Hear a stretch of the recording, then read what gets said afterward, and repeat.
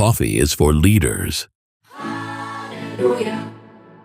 What I hope is, and what I'm really trying to build our company towards, is amplifying our productivity. I would love to keep headcount right where it is and triple revenue. I'm not necessarily here looking like, okay, how do I half headcount? Like, I would rather go create the value on the top line than just going straight to the cost structure.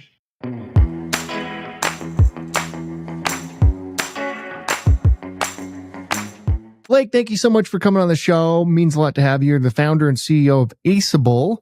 Tell us what that is and how you became the founder and CEO. Yeah, so Aceable exists to unlock real upward mobility by turning dull mandatory courses. Think about like the fact that 50 million Americans have to take license or regulatory education a year. And that often stands between them and some dream they have. So like started out sort of randomly, but in driver's ed, like 50% of our driver's ed customers take a driver's ed course to get a license to be able to drive to their first job. Or we have so many people that come to us to get a real estate license because it's one of the last jobs in our country where you can become a millionaire and you might not even have a college degree. So it adds for this like economic mobility that, for better or worse, a lot of regulators have put education as sort of this barrier. And for years, really frankly decades, for some reason that meant the education had to frankly suck. And we saw this opportunity to make it far more enjoyable, make it mobile, gamified, make it a lot more interesting, and therefore effective at helping people change their lives. That's incredible. That's so cool, man. So give us a sense for like, how long have you been doing it? Did you raise money? Like, yeah. Where did you realize like this was like a huge need too? You know, my story is probably a little non-traditional in the sense that, you know, I didn't like have this tragic car accident in my life where I'm like, I got to just disrupt how we teach kids to drive. Or, you know, it really became, ever since I was little, I wanted to start a business. Around 2012, I came across this great quote. I was 28 at the time, this quote by Gandhi: "Action expresses priority." And up to that point in my life, I was the friend, and Clint, I don't know, you're an entrepreneur, maybe you're this way for some period of your life, where it'd be like me and my buddies out at a bar on a Friday night and be like, oh, I got this idea. Actually, you guys got to kind of like promise not to tell anyone before we go do it because it's just such a good idea. And 3 weeks later, I was like off that idea, on to the next one, none of which I did anything with. And so I had my corporate job working in management consulting, but I was like, all right, are my actions truly indicative of this burning desire to start a business? And up to that point, they weren't.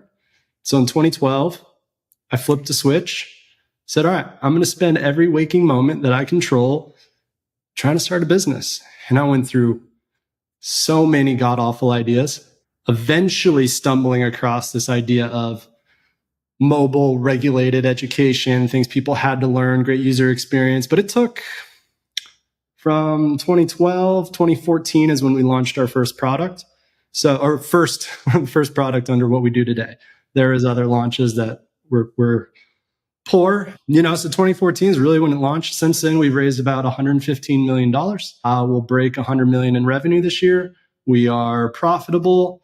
We really found like product market fit. And then we really found a product that really every day have like just countless stories of how it's impacting people, which is so cool when you can find something that can make a lot of money and help a lot of people. It's what we've been able to do so far. So definitely wasn't an easy route as I go 2014 to today and those stats, but it's been amazing. Did you raise money or have you bootstrapped it or how? Oh, no. So we raised money. We've raised about $115 million to date. A big chunk of that was a secondary round in 2020. But early on, bootstrapped it from friends for like credit card debt, frankly. Credit card debt went to friends that were dumb enough to invest a little bit. That went to some angels in Austin, to a VC round in 2015. And then we're through Series C at this point. Give me a sense for how you think about fundraising and raising money and exiting and all. Obviously, the goal is like, hey, let's get a fantastic exit for the goal of the VCs, not your goal. Let's get a fantastic exit for our investors or, go public. How are you thinking about all of this? So it's definitely, I'd say it's like, it's shifted on two different vectors now. If I think back to like 2025 versus 2020 or 2013, 2012, 2013, 2014. Maybe you've covered with other guests, like I can build our first version of our product today. I'm not an engineer. Right. It's nuts. But today I can build it. In 2013, I couldn't build it. I needed to pay someone to build it. So I had to raise some level of capital just to to purchase the capabilities to build the product and acquire the customers, because I didn't have the skills necessary to do it any other way. So if I was starting today, my view on raising money would be totally different. And then as far as our business now, since 2018, we've been profitable. We generate a bunch of cash every year.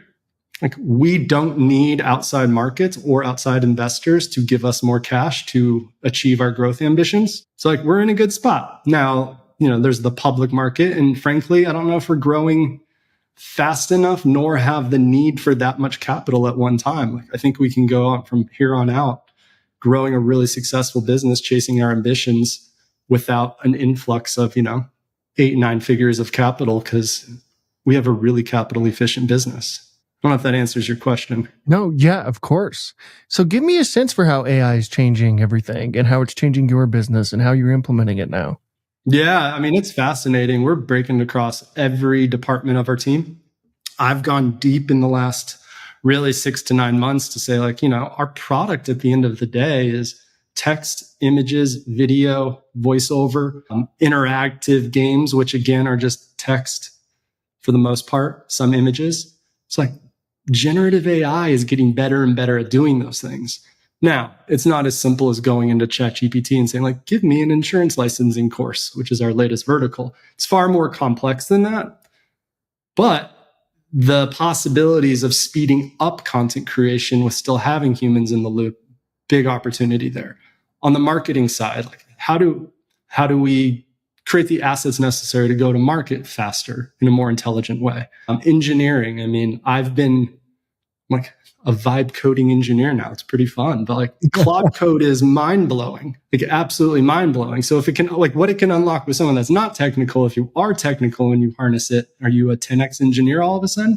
And I think it's completely feasible with the learning curve that we're all adopting. So I'd say that it has this opportunity to, what I hope is, and what I'm really trying to build our company towards is amplifying our productivity. I would love to keep headcount right where it is and triple revenue. I'm not necessarily here looking okay, how do I half headcount? I would rather go create the value on the top line than just going straight to the cost structure. Yeah, that's incredible. That's very cool. Give me a sense for what a typical day looks like for you as CEO and how you manage your life. Yeah, well, it all starts with a big portion of my life is completely out of my control in that I have a 5-year-old, 3-year-old, and 1-year-old.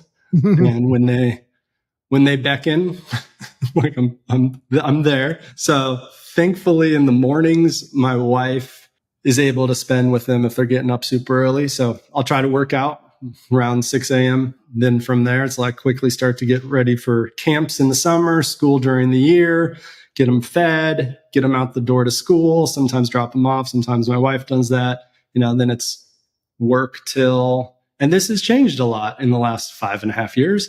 Now it's work till 5:30. 5:30 is kind of pushing it because it's get home, dinner time, bath time, brush teeth, that whole routine.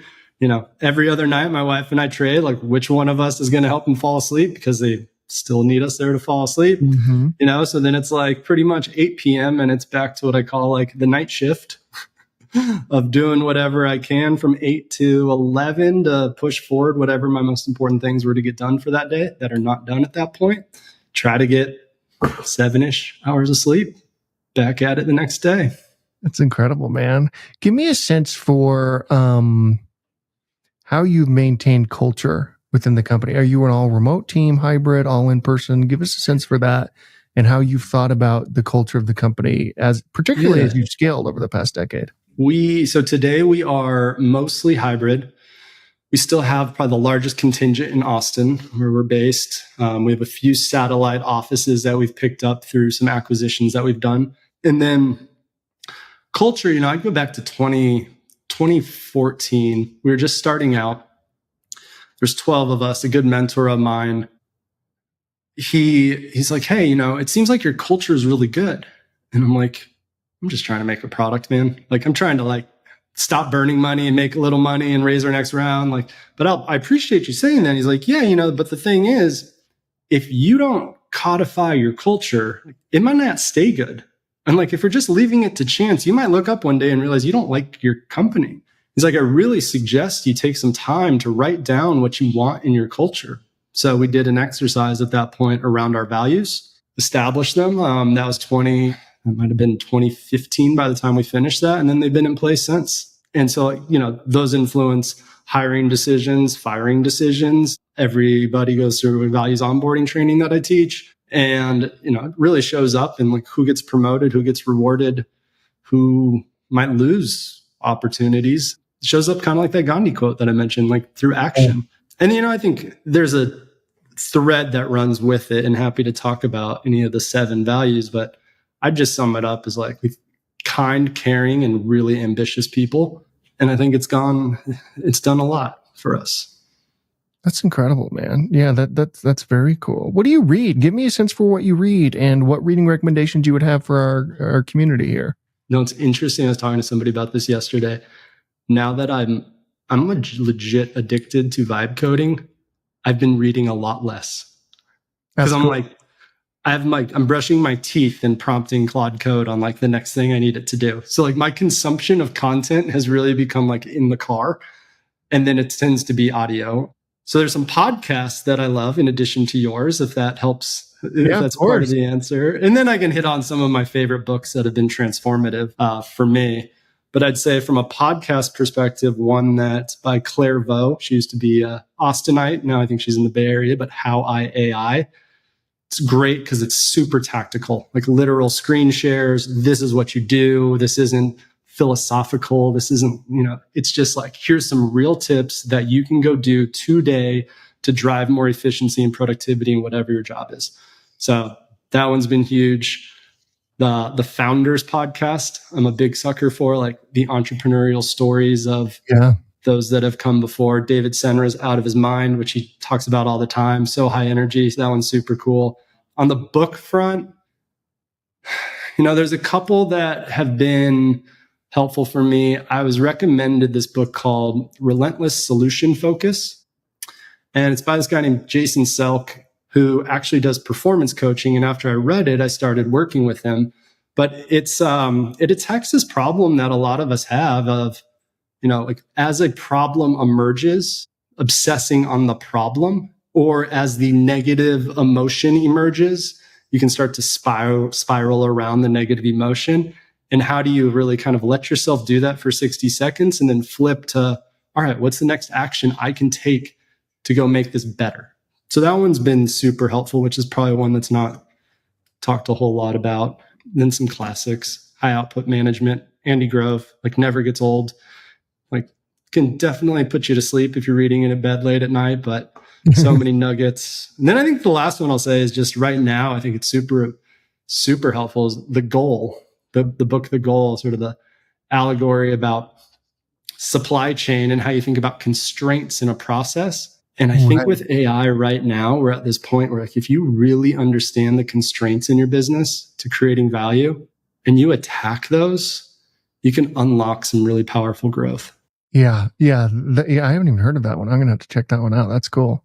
That's very cool. How do you think about, this age of artificial intelligence and vibe coding, and give us a sense for what you vibe code exactly. Are you working on business things, just your own like side things? Or are you just trying to learn as much? Cause you're right. Cloud coding is addicting, man. It's so much fun. Yeah. It's both. So I have built this whole content dashboard where you can go in and how we can create content from statute examples of Aceable content that we've used before. So how we feed it through this automated process, but this one uses about 8 to 10 different prompts at various stages in the life cycle. So I have a dashboard you can log in. I integrated to Auth0, so it's protected. Last night I was working on how I need to implement cache because I'm running into rate limits, like all of these things that if I were asked to do these without Claude Code, it would just be like, so they're like literal constraints in our business. How can I help us? And I think that the fascinating thing there has been, it's made me a lot better CEO because it's made me, now I understand what we're talking about. I understand what it's both great at and I understand what it's not good at. I have a newfound empathy for engineers and QA that like, yeah, the feature might take 20 minutes, but the regression testing, like that's going to take a lot longer. And, you know, doing it on a code base from scratch versus doing it on a code base that, you know, in our case is 10 years old. Like those are very different things. So it has created another level of empathy, but it also has created this, guys, I have zero engineering experience and this is what I've created. Like you have like you have decades of engineering experience. Like, yeah, I expect you to use these tools and find the best ways to apply them to your job while still being responsible engineers. So, and I think it's also earned some respect on the other side of like, he didn't just read a blog post and ask about this or demand this, right? So it's been super helpful on that side. Obviously, I could geek out about there. On the other side, like last weekend, I was at my mother-in-law's house. She's a librarian. She had to research some books like that the library might purchase. I'm like, cool, let's make an app where you can like input the topic and it has a bunch of prompts on the back end and it'll give you recommendations in a structured format. And you can take it to your boss and be like, these are the ones we should buy. And it took you 3 minutes to make, to generate. So, you know, like mother-in-law and I geeking out on a Sunday, vibe coding. It's pretty cool. It's incredible, dude. That's so cool. Give me a sense for your sales cycle. Is it different in the EdTech space than others? Like how you're selling into companies, things like that? Yeah. So we have an interest. So we're mostly direct to consumer or direct to professional. So this will be, yeah, like Clint wants to stop paying real estate or realtors, you know, the 3 and 6. So he's just going to go take her course, get a license and save yourself some money. So like we definitely have customers like that. Others, it's like, hey, I want to pivot into this career or whatever it might be. So it's about 90% direct to consumer, 10%. There will be businesses that buy for their constituents, or public schools will buy for their students, which has been cool to see too. Give me a sense for how you're thinking about the macroeconomic environment. Obviously, it was the rocky beginning of the year with tariffs and all that type of stuff. Like, did any of that affect you, number one? And two, how are you thinking about it moving forward? The macro, the biggest impact of macro to us so far has been just the state of the real estate market. Like, you know, the less homes being sold, the less attractive that is as an industry to go enter into for a new career. So we've seen that, you know, there was a lawsuit, an antitrust lawsuit in the National Association of Realtors, which sort of just kept creating headlines around, this is not where you'd want to start a career. So we've seen that some of that start to subside, but really, like from an interest rates perspective, that one hits that part of our business, which is still fairly meaningful. But, you know, the good thing about that is it literally is a cycle. Mm-hmm. There will be an upswing. It will be an attractive industry to enter into. And that right now you could argue is a great time to enter into it and you get to ride that upswing. So that's the biggest macro thing. Macro doesn't impact driving too much. It's pretty stable regardless of what's going on in the world, aside from, you know, a month and a half blip with COVID where you literally couldn't go get a driver's license because no DMVs or DPSs were open. So that was a thing. But for the most part, we're fairly insulated there. How's Austin doing as a tech hub and just overall? Yeah, you know, like this is understanding your audience. Like there's articles. I think there was an article that came out like a month ago. It's like the death of all. I don't know. It was like very negative article. Yeah, about that's why Austin. I asked. It's like it's never true the way they portray any of this stuff, right? Remember Miami, like the hot spots. I guess a hot spot. Right. I mean, this isn't like the popular answer I should, but like, I don't really care because I'm kind of like, I got to go hit our numbers. Like I got 3 kids to raise. I'm like, I'm going to control what we can control and save all this pontification to everyone else. Cause like we're still able to hire great talent. Like it's not hurting us there. Like we have, you know, when we needed it, we had the capital and we got capital from outside of Austin. So like it didn't really matter. And it's just, as I think about my mentality overall, it's like focus on what is important and most important for me to create a successful business. And it's not getting wrapped around the axle around comment boards with those types of topics. That's very healthy. That's very smart. Finally, we end every interview with the same question, and that is at CEO.com. We believe the chances one gives is just as important as the chances one takes. When you hear that, who gave you a chance to get you to where you are today? The list is so long. I'm going to give two fast. I guess it's three by definition. My parents, they did everything to give me a life that they didn't have. And you and I would not be talking without that. And then in 2012, there was a partner at Capital Factory. It was the incubator that I was going through. This guy, Bob Fabio. Bob is a legendary entrepreneur in Austin. And he heard what I was doing. It's not what we do today. He's like, I don't know if your idea is any good, but something around mobile might make sense. And you know what? Like, I like you, and I think maybe you're going to figure this out. So I'll bet on you. And no one with that level of pedigree was willing to do that at that point. So he put his social capital out there, put his name out there, and it started opening doors. And with doors came more progress too. So forever grateful to Bob. That's incredible. Blake, thank you so much for coming on. Congratulations on everything you've built. Really, it's super impressive. And let's have you on again. That'd be fun. That'd be awesome, Clint. Thank you. And thanks for doing what you do. It's really helpful for all of us. Oh, thanks, man. Appreciate it. Have a good one.